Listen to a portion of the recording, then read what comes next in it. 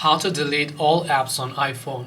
Hey everybody, welcome back to our channel. In today's video, I'm going to guide you on how you can delete all apps on iPhone, so make sure to watch the video till the very end.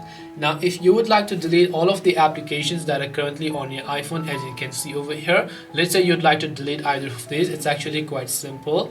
Now, what you have to do is you can choose to delete the apps manually if you want. Long press on an empty space and then you will see this type of jiggles over here where you can tap the minus icon next to the app that you want to delete here and then just tap on the delete app option. Similarly, tap on the minus icon for the other apps, tap the delete app option, and then you can repeat this process for any of the other applications that you wish to delete here in this case.